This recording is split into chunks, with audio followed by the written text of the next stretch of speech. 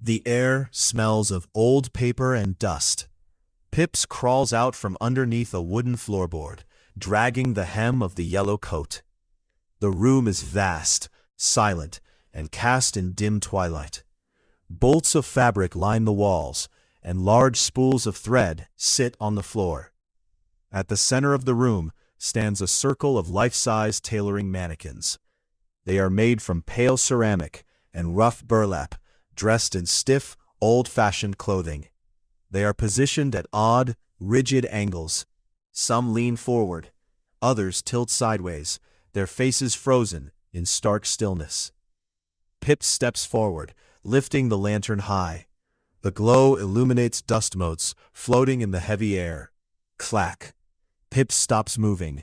One of the mannequins shifts. Its ceramic head turns slightly, producing a dry, scraping sound that echoes off the stone walls. Pip steps backward. Clack, clack. Two more figures jerk sideways. The sound of dry fabric rustling fills the space. Pips turns and runs toward a heavy wooden door on the far side of the room. Pips rattles the iron handle of the door frantically. Behind, the heavy sound of footsteps shakes the floorboards. Thump, drag, thump, drag. A long shadow stretches across the floor. The tailor emerges from the gloom above. His long limbs move with unsettling grace. His face is hidden beneath a hood of stitched cloth, and his slender fingers twitch continuously, clicking together. The tailor, a low, raspy voice. A poor fit. Too small, too soft. Pips drops the lantern. The glass breaks, spilling flickering flame across the wooden planks. The sudden light startles the room into motion. The mannequins surrounding the space begin to advance in sharp mechanical movements, arms reaching out with stiff wire fingers. The tailor raises a hand, strung with heavy twine. The tailor, hold still, let me dress you. Pip slides beneath a large cutting table, just as the tailor's sharp fingers pierce the wood above, missing the yellow coat by inches. All around the table, pale ceramic hands reach underneath, scraping against the planks, trying to grab the fabric of the coat. Pips crawls toward a metal ventilation shaft near the baseboard, kicking away an outstretched hand made of ceramic shards and wire. Pips pushes through into the narrow, dark metal shaft just as the weight of the tailor strikes the table, breaking it apart. Inside the safety of the dark vent, Pips listens to the clicking footsteps fading away, leaving behind the distant, hollow echo of ceramic tapping against stone. Pips keeps crawling inside the narrow metal shaft, pulling the heavy yellow raincoat tight against the cold floor. The metal scrapes against the buttons, making a sharp scratching noise in the tight space. Behind, the deep rumbling voice of the tailor echoes through the ventilation pipe, like wind blowing down a chimney. Pips moves forward on hands and knees, keeping the movement steady. Every inch of the metal tube vibrates with the sound of snapping wood and heavy footsteps pounding on the floorboards directly below.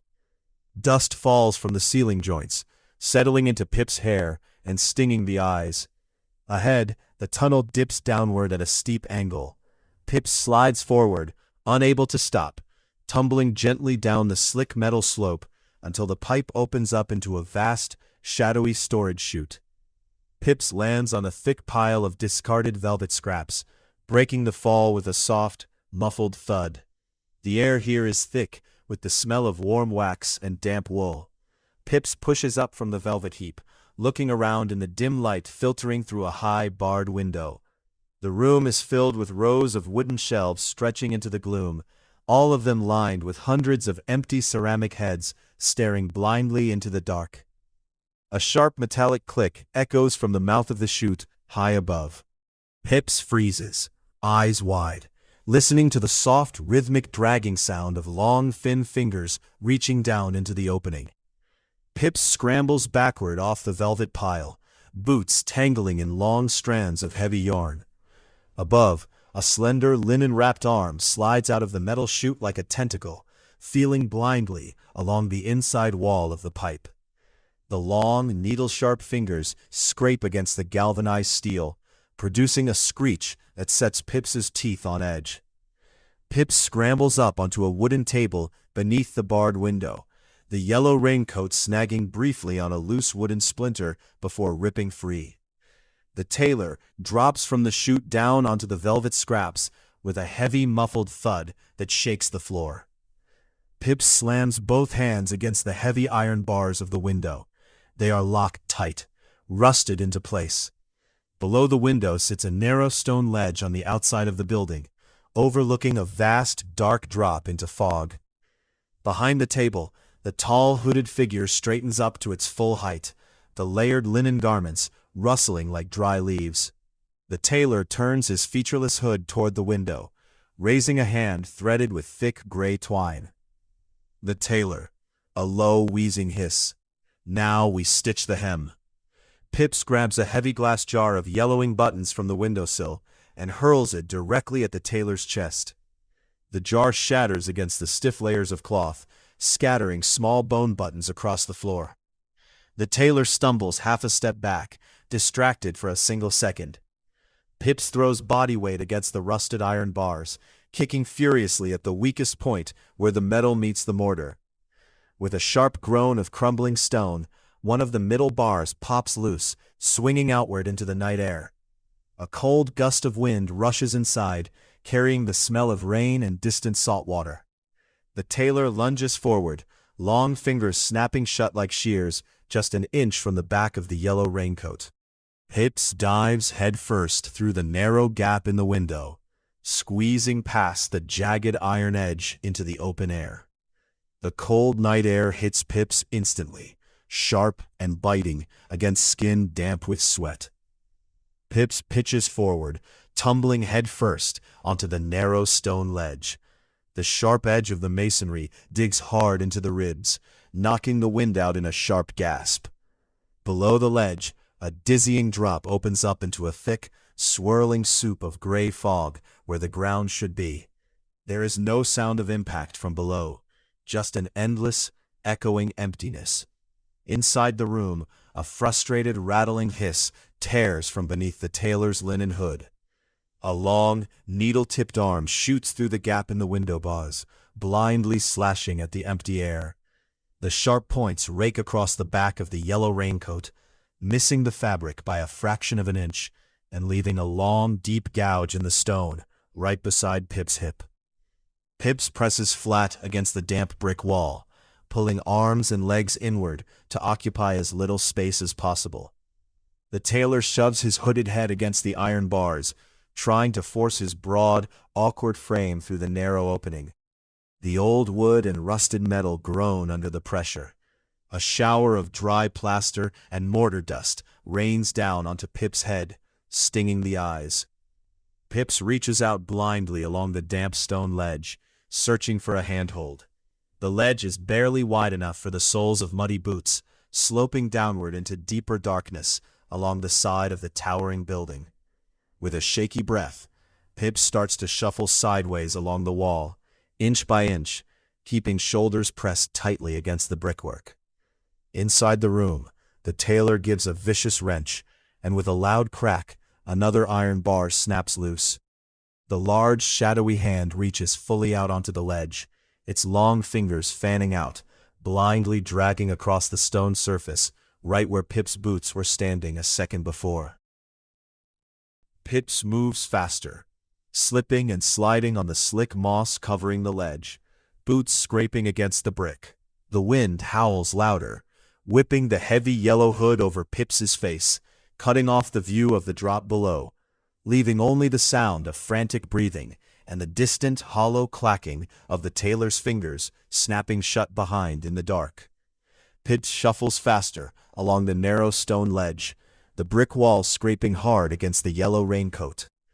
The drop below yawns wide, swallowing all sound in a thick, churning wall of gray fog. Behind, the tailor lets out a final tearing shriek as his entire upper body forces its way through the shattered window, his linen-wrapped arms snapping out like iron cables. A long, needle-tipped finger catches the hem of Pips's coat, yanking backward with sudden, brutal force. Pips loses footing on the slick moss. The boots slip off the edge, and gravity takes over. Pips falls backward into the abyss, plunging straight down through the freezing fog. The wind roars in Pips's ears. The ground rushes up, but there is no hard stone waiting at the bottom. Instead, Pips hits a massive horizontal surface with a loud hollow thump. Pips groans, rolling over onto stiff woven fabric. The air smells completely different now, not of damp stone and rust, but of hot steam, hot wax, and fresh sawdust. Pips pushes up onto hands and knees, wiping the wet hair out of eyes, and looks around. There is no fog. There is no endless drop. Pips is lying on the polished wooden floor of a brightly lit colossal children's playroom. Massive, oversized wooden blocks are scattered everywhere. Towering high above in the hazy distance, a giant ceiling fan spins in slow circles. Pips turns around to look at the massive wall behind. It isn't a building at all. It is a gigantic, towering wooden toy chest with its lid propped open. Painted on the side of the chest, in peeling, faded blue letters, are the words, "The Repair Shop." Above the playroom, a monstrous, gigantic human eye presses against the mesh of a wire playpen ceiling, staring down at the floor with cold, unblinking curiosity.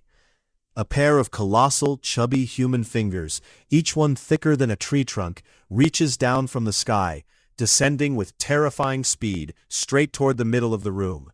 A gigantic child's voice, booming like rolling thunder, shaking the entire floor. "Found another one. This toy lost its yellow coat." The giant, warm fingers close around Pips in the dark, lifting the tiny yellow raincoat high into the blinding light.